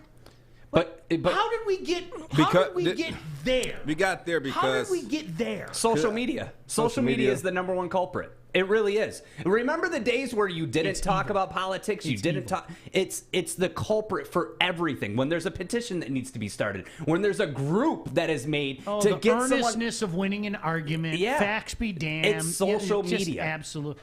Maz brought up the Edmonton Eskimos is changing as well. And Maz, you know what? That's a good one, okay? I cannot speak as an Inuit. I can't. Yeah. Okay? I don't know, the people that live, up in, Churchill or... At this point, just name every team after an animal. Is that like really? Let's just name every team after an animal. Isn't that what they were always... They're called Eskimos. We got the Lions, we got the Falcons, we got the Eagles. We got the Tigers. I'm incredibly offended. Cougars, at the Yankees, by Panthers. Yeah, the Yankees too. The Yankees. That's the thing is it's never going to end. But here's my. I got it. The Washington Hyenas. Here's the one thing though. One thing. You like that one? Where is the source coming from? Again, if it's an offended Karen that's just another white woman asking for a manager, fuck your cause. Art, no, that's my point. That's why I like. Dear honestly, Mr. Hilton, I am a white. We have to have conversations, and I think more often than not, we as a society are not mature enough to have conversations anymore. We aren't. We are not. I think we can't have these conversations with the right people. We need to teach everybody else that it's okay to have differing opinions. Okay. Everybody in the world doesn't have the mental capacity. 100%. And so we need to. You are 100% right. And so, at the end of the day, it's never going to be world peace. It's never going to be that. Understand, but it doesn't have to be. You're the devil because you don't agree with. You don't have to like me, but you got to respect me. But that's what I'm gonna respect you. Like, right. You don't gotta like me. I don't gotta like you. But hey, let's respect one another. If I'm not hating on you or anything else, I mean, it's just like we disagree about something. Yeah. But I will say we are blessed in this room right here compared to the terrestrial radio world because we can have these conversations. Because in corporations, you can't talk about this stuff. You can't do it. So the fact that we can even discuss this is a blessing. No, it really is. It's an amazing, and I don't know. Like whenever these conversations come up, like our pal Kennedy sent this last night, and it's like, all right, well, what will the team name be? To me, I'm always all right. Can I ask, was this the right decision? And if there's somebody out there that happens to be an American Indian, or whatever the case may be, is this something that is offended you? And if that's the case, if a lot of people feel that way, yeah, then maybe it's a good idea. But the problem is, in my humble opinion, I think we make decisions that make a few happy, as opposed to making the right decision. Right. And I think there's a big problem with that. Because there is always going to be a small segment of society that no matter what, they're never going to be happy. They're called miserable blobs. No, but it's it's a democracy, all right? Mm-hmm. And so it'll go to the masses. So you have 100 people that are happy. You have 10 people that are unhappy. It's better for the society for those 10 people to be unhappy, for everybody else to be happy. Everybody, you can't please everyone. Can I just say that Grammy Whammy said that I made a great point? I just wanted to bring that up. I didn't even see it. I'm not that far in the comments. Okay. Thank you, Grammy Whammy. Nice. Don't call her that, bro. You know what it is today? I always use this term all the time. Her name is Miss Rose to you. Miss Rose. Thank you, Miss Rose. You know what it is today? It isn't disagree. You know what? More often than not, it's assimilation. They want you to think the way that they do. They want you to act the way that they do. Is it the Matrix? It is assimilation. Yeah, it's kind of like it's really weird. And you know what? Agent Smith. I'm sorry. I know it's easy for the sheep to just go, yes, Governor Whitmer, we believe. I thought her act was awful the past year. And there's nothing to assimilate me into because it's like, and I know a lot of people can't admit that because that means that somehow, some way, they aren't a supporter. And Joyke, you and I have talked about this 100 times. I can like your coach and disagree with a call he made. Both things are true. Yeah. I can, here, I'm going to Paul Winters. Paul's one of the, genuine, wonderful human beings I've ever met. I'm not just saying. Really? You think so? Coach Winters has made calls that I don't agree with, but I still like Coach Winters. It's okay. We can disagree. I can. Is he good enough? Is Coach Winters good enough? I think he's good enough. Has he won a championship? He has not won a championship. Has he been to the playoffs? He has been to the playoffs. How many times? Unlike a certain coach of yours, he won multiple playoff games. He did. Multiple playoff games. Yeah. 4 more playoff games than a certain coach of yours. He won all those in how many years? 1 year. He won 4 in that 1 year. Okay. And then unfortunately they lost the 5th. I was at that game. I know you were. You were on our. I like Coach Winters. And I like Coach Winters. I just wanted to put you I want to throw you under the bus a little bit just to see what you were going to say. Yes. Somebody said, dude, you actually let Sean host a show looking like a straight Hun. I don't know what a Hun is. No, I think he Hun to say hunk. Straight what? Hunk. Like a good-looking guy, a hunk. He said, my gosh, man, have some pride. Yeah, right. No, you know what? I had a hat on, but if you're just joining the show, it's 5,000 degrees in here. It's like I had to take my hat off because I don't know how you've been able. Yeah. I can see your sweat brow right there. I have a separate. I like seriously. No, I just got it. we had that- No. That's just a glare. I got. Oh, is that what it is? A glow. Yeah, I exfoliated yesterday. I got a facial, so take care of my skin. Yeah, so I had to take it's Art, what's wrong with you over there? it's Are you okay, Art? it's warm in here. You're glowing. You're glowing. I'm glowing. It is Yeah, very warm. I'm just happy to be here. I'm happy to be here with Sean and Fish and Maz and everybody in the back. I'm right here, buddy. You saw that, Maz? Okay. All right. Yeah, good time. What's up, Art? Is there something that you, Maz? Do you have any thoughts on Washington? You know I do, but I need a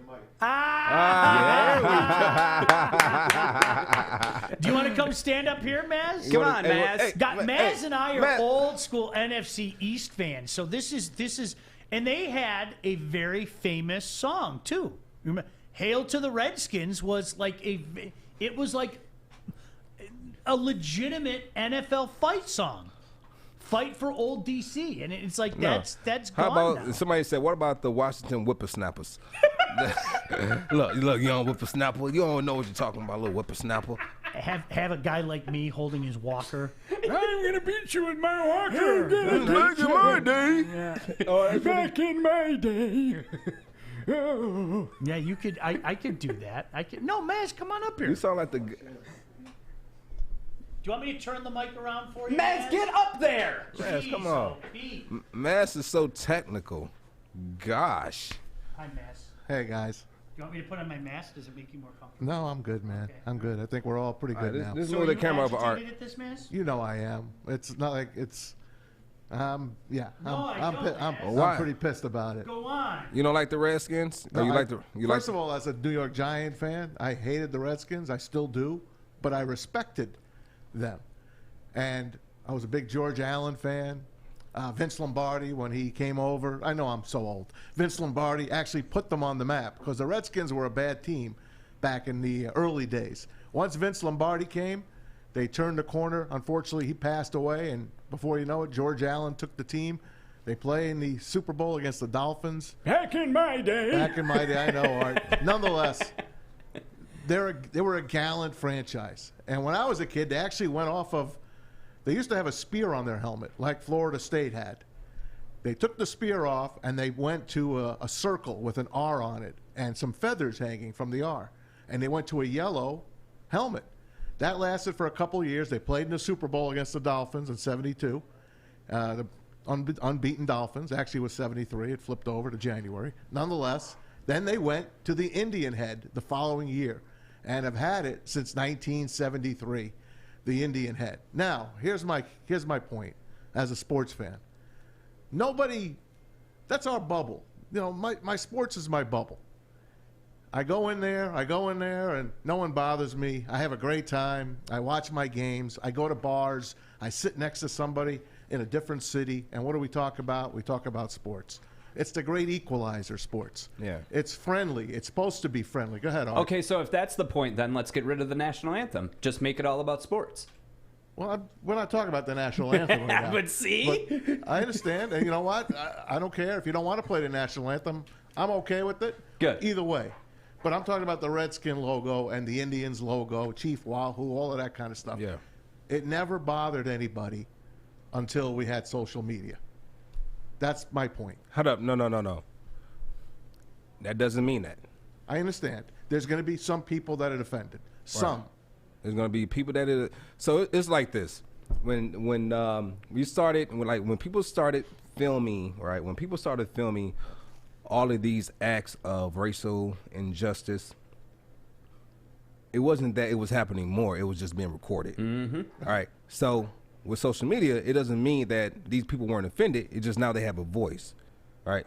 Social media is just giving people a voice. Now, now I'm not saying that, I don't know how derogatory or the racial slur Redskin is. I have to get educated on it, because what I picked up on it was this is what they call Native Americans. Right. But I didn't see anything that said it was used to be a derogatory term towards them. But if they feel that way, I can't tell another person how they feel. No. I just empathize with them, and I get their point, and so I just, and you figure out why, educate me on why, and then let's move forward. And I think that's what they did, because years ago, we're never going to, Right. we're never going to change it. And now more people came to him, and I think it was good that he was able to, come to his senses and make the change for the better of not only the football fans, but just the country in general. You know what? He brought up Florida State, though, right? Do you know what one of the cool things in college football is to me? Okay? And maybe you saw this growing up. When Chief Osceola rides out into the field down in Tallahassee, and he's got his war paint on, and he's on this beautiful horse, and he looks at the opposition, and he's got this flaming spear, and he rides down the field and throws the spear into the ground, and it's awesome. It's awesome. It really, I mean, it's a really cool thing, right? And to your point, I love your line, because I said I can't tell Art how he should feel or how you should feel. Mm-hmm. I can't do that. I'm telling you how I feel, though. Yeah. I think that's cool as hell. I think Chief Osceola, who was this famous chief, riding down on his gallant steed with a flaming spear is an awesome. Yeah, I think there's no other way to say it. The Chiefs used to do that too. They have their own guy. Oh, it's great. It's dope. So how do we fix it? How do we fix it? We just change the name, or do we bring these leaders, right? These chiefs from these different Native American tribes, and bring them all in and have a conversation for the ones who care, all right? And say, what do I need to do to make you guys feel comfortable, to not offend you guys? If so, can you educate me on why it's offensive, and then we can go from there. Might even have them in choosing the team name in the future. I don't know, but what can we do? But do you do that every time? No. That's what I'm like. Do you do that every time? No. When is this going to stop? When's it going to stop? When's the end game? I don't so know. Offended at the word Yankee. If you can figure out why, I'll let you at home figure out why I'm offended when I hear somebody say New York Yankees. Yes. I have a suggestion. Instead of profiting off of a what could be quote unquote a racist name, why don't, instead of white people in suits profiting off of NFL teams named Redskins and Chiefs, why not give back some of that money to the communities that you named the company after? That to me, it just makes sense. Like you're literally making money off of that. That's just, would a payoff make them happy? They did it with me. Is that what you're saying? So you said money can solve? No, what I'm saying is this: with the tribal communities, for instance, in northern Michigan, they have tribal casinos now.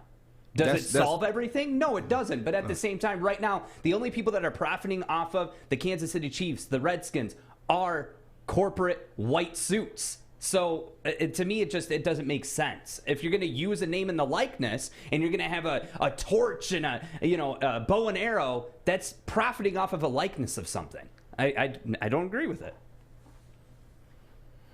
And it goes to everything: hip hop culture, movies, everything. You're profiting off of someone else's likeness. I remember seeing a story years ago when this came up. I haven't heard it about Florida State in particular, but I remember like members of the Seminole Nation down there thought it was cool as hell. They thought it was cool as hell. Now, Joik, I have one for you. Do you know what? And I was down there when this was happening, okay? And this is one you can relate to. Go ahead. Ole Miss, okay? First of all, I mean the Confederate flag, that goes without saying, okay? But they used to have this mascot, and you could look it up. Maybe I'll even show you during the break, or Art, if you can find it. Johnny Rebel. And it was like this guy that, there's no other way to say it, he looked like Colonel Sanders. He looked like Colonel Sanders, and he was like a cartoony Colonel Sanders and everything. And people made the comment, and this had been their logo or their mascot for years.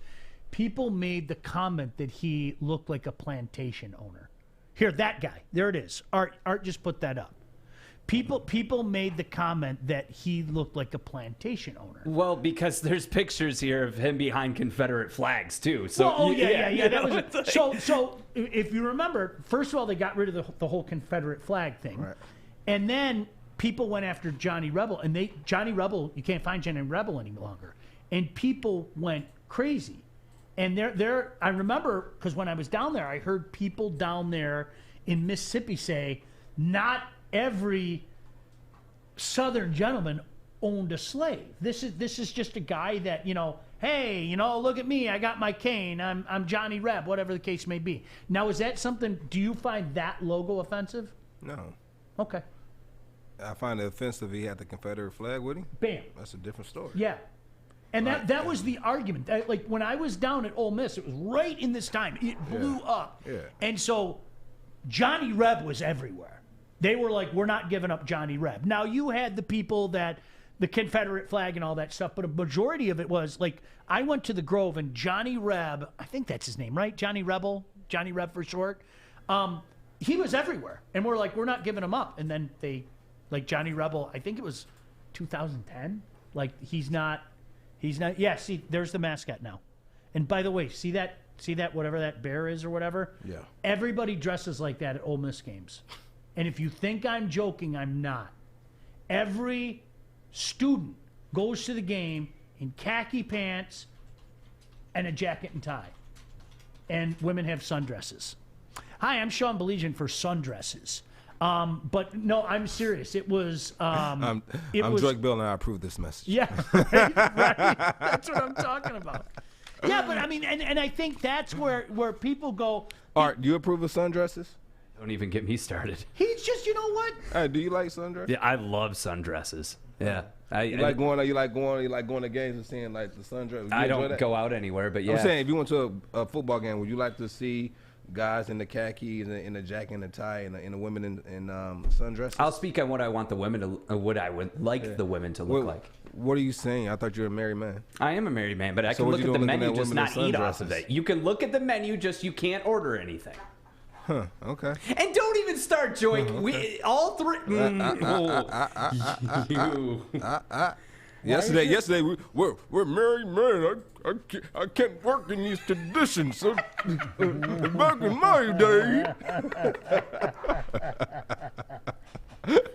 No, but that's where, let's be honest, that's where we're at right now, where like there's nothing wrong with having these conversations. Why do you hate? What? Well, no, I'm asking you a question. If asking you a question means that I hate, then I hate a lot because I am so this is the thing. It's a difference between asking a question and then giving your opinion and then asking a question. If you don't know, just ask the question. We don't want to hear your opinion. Yeah. Just ask the question. I mean, because you know what my like with bringing Johnny Reb up, okay? I don't know what slavery means to Joy or anybody else. Mm-hmm. I don't. It's not, I don't have to think about that's something that somewhere down his family line, and I don't know what that might represent, or the stories that have been passed down from his great grandmother to his grandmother and now to him, and that he's passed on to his children. So when I see that, you know what I see? Some old Colonel Sanders looking dude. That's what I see. And I think to myself, do you know what I would do to a 3-piece original meal right this minute? When I see that, I'm thinking I want to head to KFC for lunch. You do? And that's why your body is different from 45 to 48 because you're eating that KFC. I love KFC. Listen, I'm Sean Baligian for KFC. That original, that white original breast is one of the best pieces of chicken you'll ever have. Right? You think so? I love it. I love their chicken. When I used to eat, I was a thigh guy. Were you really? You like that dark meat? Always been a thigh man. Can I tell you about my bookie? No matter the sport or season, you can always win big now. Non-stop action, 365 days a year. Choose from thousands of lines on the NBA, NHL, UFC, and more. And the winning never ends when you play at MyBookie. They truly have something for everybody, and absolutely nobody does prop bets like MyBookie. You can get in on the action on everything. Celebrity divorce to the winner of the All Valley Karate Tournament. I kind of like the Cobra Kai. March Madness is right around the corner, so start building your bankroll. Do yourself a favor, though. If you want to get started, sign up today with the promo code Woodward and get your first deposit matched halfway up to $1,000. That is free cash credited to your account instantly on top of your deposit. The best part, you always have access to the action, whether you're at home or on the go. Visit mybookie.ag today and use promo code Woodward to grab yourself a deposit bonus. You have to use the promo code to take advantage of this deal, okay? It's pretty easy to remember. Woodward, right? Woodward. Bet, win, get paid at my bookie. All right, it's time to pour some water on the rocks to create more steam here in the sauna. When we come back, we're going to talk a little baseball. We're going to start talking some franchise tag as well. There's only one option. Let's be honest. Don't go anywhere. He's Joik Bell. I'm 278 degrees. So glad you could join us on Woodward's Day.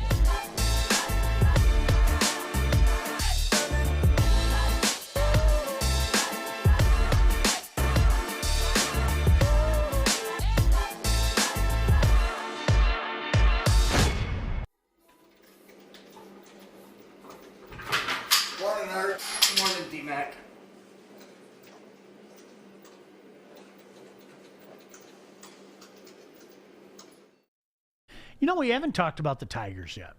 Terry and I did a little bit the other day, Joik. I had season tickets for years for the Tigers. That's always been my son's big thing. And we had so much fun going down to Comerica Park. And I told Terry the story. We were at a game 2015. It was 2015 or 2016. And no joke, I remember looking at my son, and it was another miserable loss. And I said to him, there's two ways that we can do this. We can come here and be miserable the rest of the season, or we can just come here, drop all our expectations, and just have a great time. And it was the greatest decision we ever did. We just dropped all expectations, and we went to the park and had a blast. Those last 2 years where the Tigers sucked didn't mean anything. You know what? It was our time. You know, we didn't get mad over, Osmus is a bonehead, all that stuff, okay? So whether we want to admit it or not, this rebuild has been going on longer than anybody wants to admit, okay? I said this to When did it start? I think you could say it should have started after the 2014 season. I think it started in earnest after the current general manager had money to spend and made some awful signings. And what I said to Terry the other day, I do not understand this town sometimes. Sheila Ford can go sit in a meeting and people will harp and complain about her for a full day. And in my opinion, the Tigers general manager, Al Avila, has been given such a free pass, it's disgusting. I mean, he has been a disaster as a general manager. And I'm why, though? I do know why, but I'm intrigued to hear why. Because football is key. Football is absolutely king. Yeah. I thought you were wondering about football's absolutely king. Yeah. No question about it. And that's why he gets the pass. So it is 100. To me, I look back, and these are some of the arguments that I've had with people. Well, you have to remember what Al Avila took over. Okay, let's look at what Al Avila took over. Dave Dombrowski decimated our minor leagues. Yes, there's some validity there. Go on. He hasn't been able to spend money. False. It's false. Who gave Jordan Zimmerman that massive contract? That absolute waste. Who gave Jordan Zimmerman that contract? Who gave Mike Pelfrey that contract? Who gave Lowe that contract? Who gave Justin Upton that contract? It was Al Avila. Don't tell me he couldn't spend. Come on, do a little homework. But this again goes to the if you tell a lie long enough, it becomes the truth. Because I hear people say that all the time. Al Avila, he's had his hands tied. He hasn't been able to spend. That's not true. Okay, so we got that out of the way. Well, you have to give him credit Joik, you have to give him credit for getting all these young players. Do you know what that's like saying? I have to give Matt Millen credit for drafting Calvin Johnson. That's what that's like. Do you know why he drafted Calvin Johnson? Because his team sucked the year before. I'm going to give a general manager credit for drafting a no-brainer? A no-brainer. Is that what we're doing here? So if you're one of those people, I hope that you erect a statue for Matt Millen very quickly, because Matt Millen brought Hall of Famer Calvin Johnson into town. So we better erect a statue. So with that being said, then it was like, well, take a look at some of the okay, you traded arguably the best pitcher of our generation, Justin Verlander. And what do you have to show for him? He has a championship to show for it. And what do the Tigers have to show for it? They got shit. Nothing. Nothing. No. Why do we get rid of our best players? JD Martinez. Why do we do that? Because you know what? We were supposed to get this big package of prospects in return. And wait till you see this little Art Smith. This guy's going to light it up. And they turned into nothing. I mean, go back. If you don't believe me, fact check me. Go back and look at the haul for Justin Verlander. Go back and look at the haul for JD Martinez. And unfortunately, there are people in town that say there wasn't a market for JD Martinez. Now, I want you to think about that. Somebody with a straight face is trying to tell you people weren't interested in JD Martinez. So that's why I say, to me, there is no other general manager that gets a free pass like Al Avila. I don't get it. Honestly, and if there's somebody watching right now, name me one thing Al Avila's done well. I'll shut up. I swear to God, one. His trades have been a disaster. He brought in, I'm going to tell you one thing that he did. All right, go ahead. That's kind of similar to what the Lions did. They both brought in they brought in a manager who used to play for the Tigers. The same way we brought in a head coach that used to play for the Lions. Yeah. How you feel about A.J. Hinch? You know what? I like A.J. Hinch. I think there's obviously history there, and he took over a young team and turned a young team into something special with the help of taking advantage of a clueless general manager like Al Avila, I might add. Let's not forget a big part of the Houston Astros World Series championship team was a guy by the name of Justin Verlander, who his stupid former team gave him away for basically nothing. That's another shot at Al Avila. And that's the thing that, I mean, I'm serious. There are people. So you're telling me the owner has no say-so? No, we're not getting rid of him. Maybe he did, but you know what? Okay, let's say he did. Let's say it was mandated by Christopher Ilitch at that point in time to get rid of Justin Verlander. Your job as a general manager is to get something in return. They didn't get anything for Justin Verlander. They got nothing for him. You gave up one of the greats in the game. And that's what I want to get back to. All right? Sheila comes into these meetings to see the process that they're going through so she can be better equipped down the road, right? Why isn't the owner of this team going into these meetings to see their thought process? Now, do you see a change in the way that the team is ran compared to the late Mike Ilitch passing down to his 100%. To Chris Ilitch? 100%. But I've heard stories. I've never met Chris, so I don't have a personal perception of him. 100%. All right. And what are some of the things you noticed? And I'll tell you, and for me, it's cheap. Only thing I can give up is numbers. Cheap. And I'm sorry, I had something in my throat. Cheap. And I heard he was about the. Man, sorry. Is he not about winning? He's more about money. He hasn't been spending money yet. They claim that they're going to spend money when they feel the time is right to spend money, but to me, point taken. To me, Al Avila has already shown that his ability to sign guys when he could spend money was disastrous. You know what I mean? So I get that, and people make that argument all the time, and you're not wrong. Like, the people that say that, like Joik, are not wrong when they say, well, Chris Ilitch hasn't shown that he's going to write the check. You're right, okay? But I think the part that sometimes people forget is when he had the ability to write a check, who did he bring in? He brought in Jordan freaking Zimmerman, man. You know what I mean? And that's the palfrey, low Upton. I mean, just disastrous things, and that's unfortunately. I'm telling you, and Steve, I don't know if this was directed at me when he said no one ever. I cannot tell you how many times I've had arguments with people about Al Avila, and it's mind-boggling to me. Now, it doesn't happen as much anymore because I think the proof is in the pudding the last couple of years. I think nobody can, argue with what's happened the last couple of years. But this is something here, and you brought it. Candelario was a decent get, right? Candelario was a decent get. Is that what we're going to celebrate? You gave up all these talented players, and you brought a guy in that hit 297 with 7 home runs last year and had a 1.9 WAR. Is that what we're going to celebrate? Pardon me if at the end of the day when I say, what is Al Avila's crowning moment, and somebody says, well, Jamar, pardon me if I don't get excited about that. I hope you understand my point, right? Yeah. And I think that's where we're at right now. And so my question is, what part of the year did we let Justin Verlander go? Right before the trade deadline. Right. Right before the trade deadline. And that was when?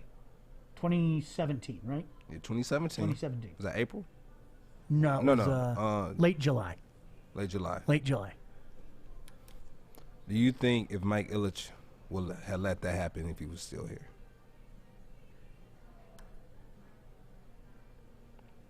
The late great.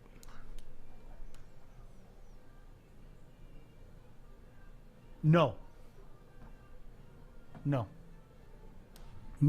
I said that for a reason. Let's take it back, and I'm gonna go. It's been 4 years since Chris had taken the role of his father, and let's take it back to when his dad was over the team. So from 2013 into 2017, 2013 team went 93 and 69, first in the ALC. 2014 90 and 72, first in the ALC, fifth in the MLB. Brain dead manager. Brain dead manager. Yeah. Smartest guy in the room, Brad Ausmus. 2015, 74 and 87, 21st in the MLB. They had a little drop off, and they come back the following year, 2016, 86 and 75, number 2 in the LLC. Good seasons, great seasons, right? Chris Ilitch, last in the LLC, 2017. Mm-hmm. 2018, 64 98, bottom 4 in the MLB. 2019, 47 and 114, last. 2020, last in the entire MLB. 2019, they were last in the ALC as well. How? Do you know what the part drop of the off. Here? Do you know here? And I'll tell you. And by the way, Steve, I wasn't chastised. I said Jamar was decent, but is that what we're holding up for people? And Larry said, well, you said name one, and I stand by that. Al Avila's doing the job, man, because he brought in Jamar Candelario, who sucked for a couple of years, but last year finally hit 297 with 7 home runs.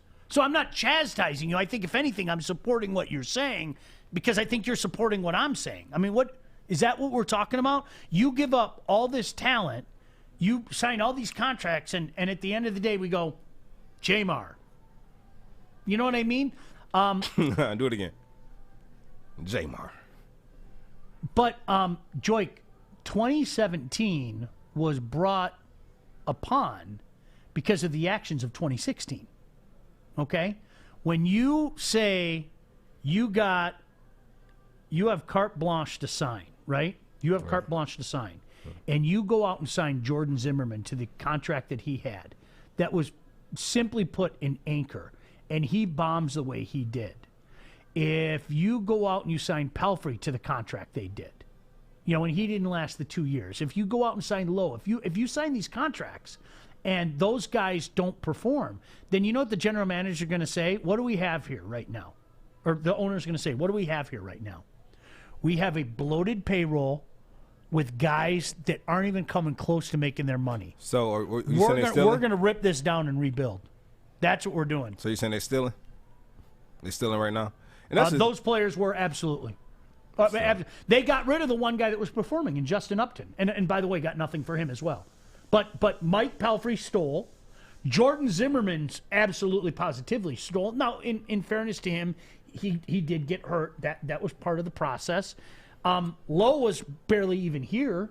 You know what I mean? So that's the general manager. And yet I hear a lot of people out there make excuse after excuse after excuse for this guy. And I don't. And I think people are starting to see now. 2 years ago, people used to get really mad at me because I guess I'm supposed to get excited about all these prospects. I guess I'm supposed to get all excited about these prospects. You are. When are we going to see these prospects? Because they're all myths. The same time you see the Lions prospects. Right. They're myths to me right now. They are. They're myths to me. And I've heard they've had 4 catchers of the future. How great have these catchers of the future been? They had to go out and sign Wilson Ramos this offseason. That's how great those catchers of the future. I mean, seriously, if we're being honest, the pipeline, right? Detroit born, all that. There are 4 guys that have been called catcher of the future. They're all doing so well. They're all lighting it up so well that the Tigers had to go out and sign Wilson Ramos in the offseason. And we hear about these arms. Yeah. Am I excited about Casey Mize? Of course I am. Do I want to see more Casey Mize? Of course I do. Am I excited about Tariq Skubal? Of course I am. Do I want to see more? Yes. You know, you're telling me. But they're all myths right now. You know, are you telling me I need to warm up the old slinger? Can you throw? Come on, man. Steve said he's done nothing great. He doesn't deserve the job. I agree. Yeah, Steve, I'll I tell you wasn't one trying thing to be about argumentative catching, with you. That's hard on your knees. Yeah. It's hard on your knees. Oh, yeah. Hell yeah. I hated playing catcher when I played. But again, do you know what this is? This is when you're constantly telling people, and this has been the routine for a few years now, when you're constantly telling people, look out for Willie with an eye Castro, look out for Grayson Griner, look out for Jake Rogers, look out for this pitcher, look out for that. When you're constantly telling people. So you don't like Casey Mize? No, I like Casey Mize a lot. Yeah. But of all those other names that I've mentioned, okay, when you're saying Detroit roots and you're talking about we're doing it right way, and then they get the opportunity to perform, don't get mad at me when I go, is this what I was supposed to be waiting for? Is that because you know what I see in this argument? You know what I see with the Detroit Tigers? What do you see? They push the goalpost further down the field. Well, they're young. Aren't you being a little harsh? Well, then maybe you can help me out. Well, look at their. Here's the other one. Look at their farm system right now. The Baseball America or Prospectus or whatever ranked them the number 5 farm system in baseball. Well, Lottie freaking da. What does that mean? So let's dig a little deeper. And I told Terry this analogy. Somebody got mad at me a couple of years ago because I was bagging on some of these prospects. You know, Daz Cameron should be the center fielder of the future right now.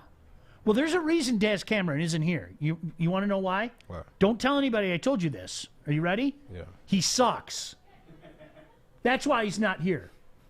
And you know what? If you don't believe me, look at his numbers. You can go look at them online.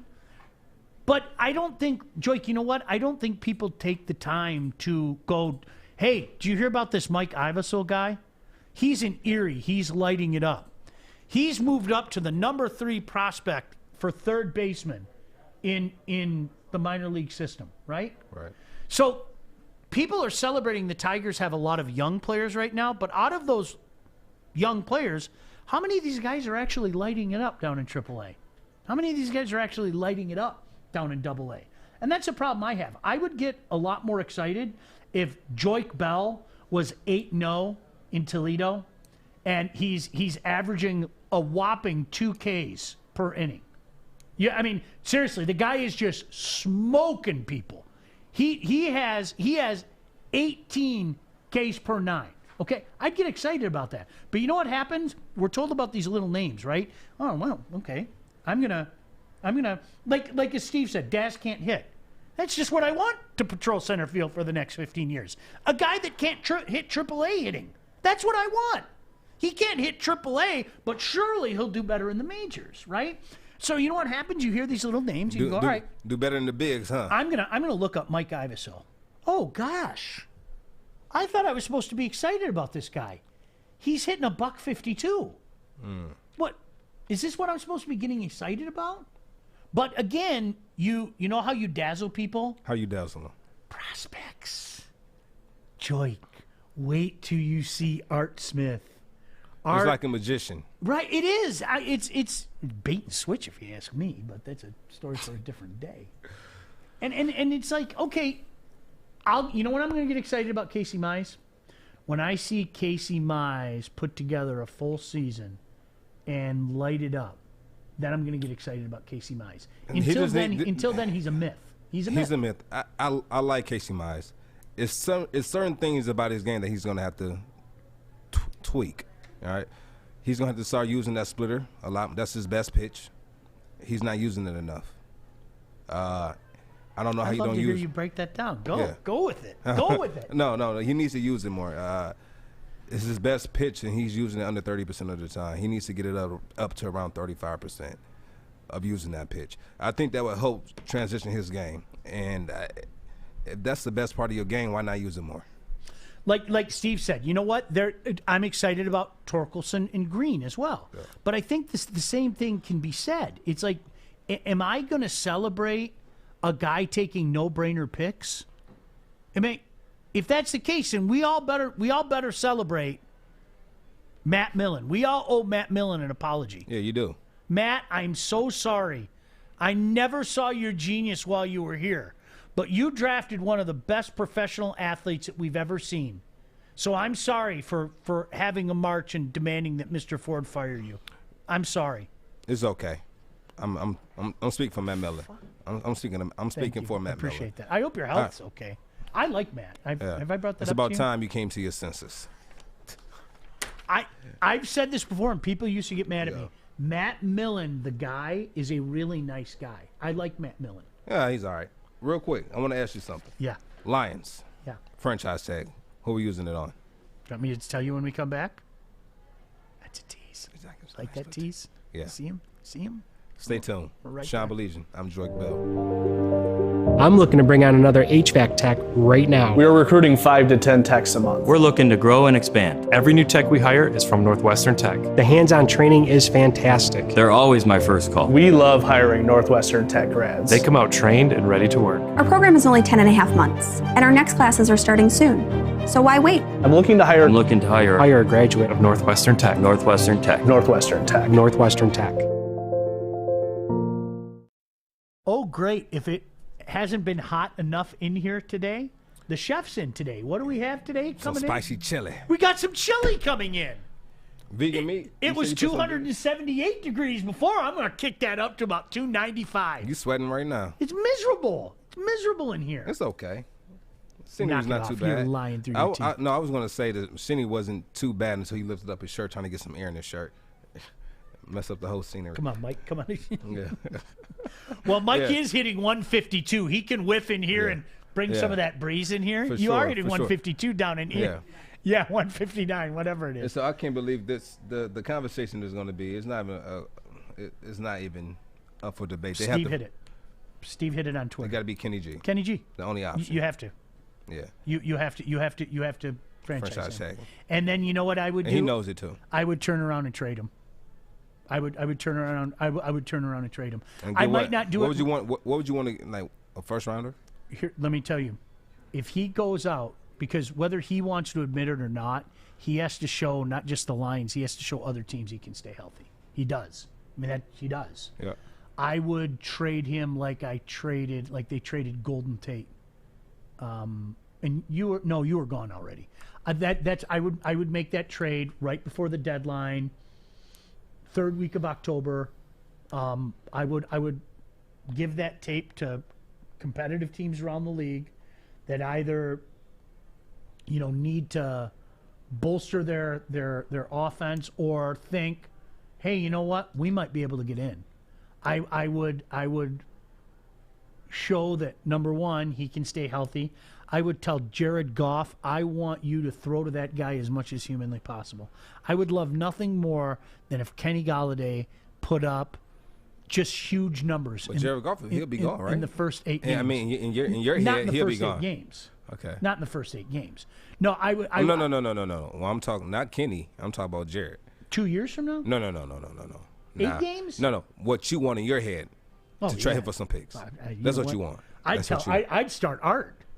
Art's my Art. I'd roll into this season starting Art. Yeah. I'd say Art, throw it Kenny Galladay. I see. All right, so we got that out the way. So Kenny Galladay will be franchise. It'll be real. And you said you'll have Jared Goff throwing to him as much as humanly possible. Speaking of quarterbacks, how you feel about Ben Roethlisberger? Like it's been said by his agent that the Steelers want to bring him back in. He looks done. I'm just being honest. He looks done. They want to bring him back in, but he will have to take a pay cut. And now he's due $15 million, a roster bonus on March 19th if he's still on the team. So they have time. Business is business. Yeah. Business is business. So if he doesn't want to take the pay cut, they cut him right before. Yep. If this was Ben Roethlisberger, who looks like he can play still, look, you saw the end of the year. This is the end of the year. It's the end of the year, Sean. Mm-hmm. People bodies get tired. He took. Yeah, but he's 59. Remember, he's 59 years old too. Hey, so is Tom Brady. Yeah, but he's a freak. I think Ben needs to hang it up. Chris said it as well. I think Ben needs to hang it up. He won't. Why would he hang it up? He just led his team they had the best record in the NFL at Fraud. one point in time. Gosh, I had something in my throat. I'm sorry. What was that again? Fraud. What? Fraud? They weren't good. It don't matter. It doesn't matter. Do you remember when they were 11-0 when we talked about that here? Yeah. I don't get any credit for that. I said when they were 11-0 they were a fraud. And we saw the way they was in your top five, though, Sean. They were a fraud. They were in your top five, Sean. They was in your top five. I had to put them in the top five the first week just because they were 11-0. But remember when I said, Adam and I were talking about it. Because because it was yours. But when you're 11-0, you like. I'm asking you. I think I put them at 5 too. Huh? I think I put them at 5. No, Your you had 11-0 team was 5-0. Did I really? Yeah. You actually at one point in time you had them above Buffalo. They were fraud. You had them above Buffalo. I don't believe that. Don't you dare. Don't you dare! Don't you dare use the name of Josh Allen in vain. Yeah, you had them. You had them at 5. Actually, I don't believe that. You had Buffalo like at 4, and you said you might not believe it, but you know I got there right there at 5. You know who I like? I like that Josh Allen kid. I like him. I got them right at 5, and you had the Steelers at 3. It's more than like. You don't know. Do not speak his name. Do your wife know about this affair? Yes, she does. Yes, she does. She does.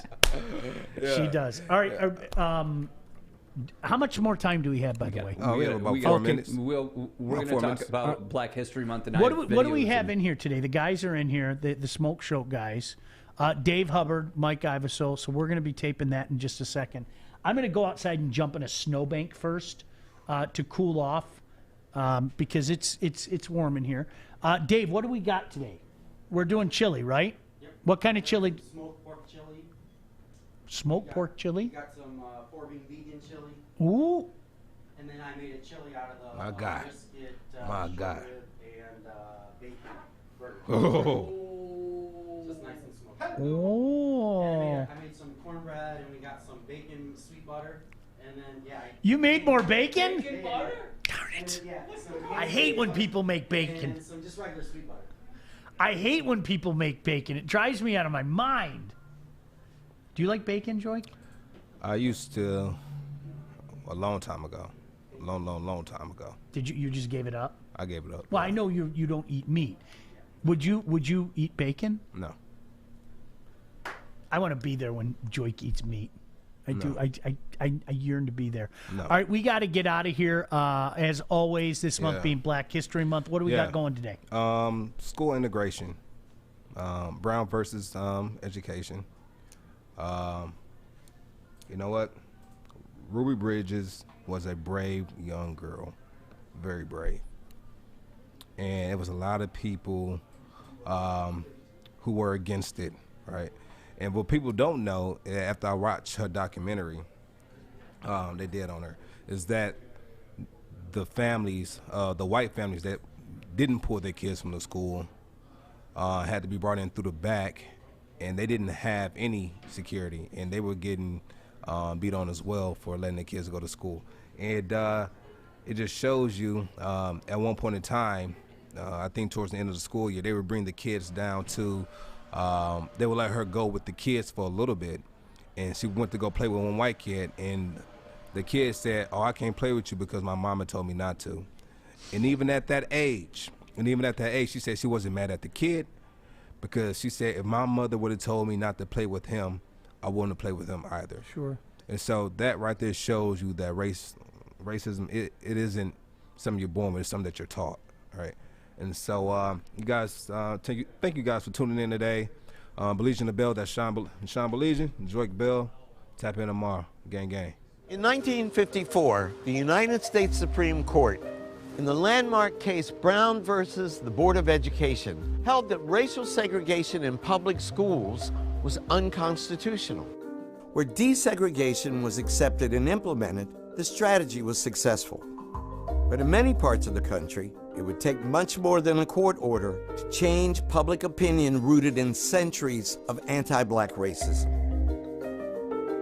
Politicians in county and state governments across the South found ways to go around the laws. Sometimes they slashed state funding for public schools that integrated. Sometimes they supported private academies attended predominantly by white students.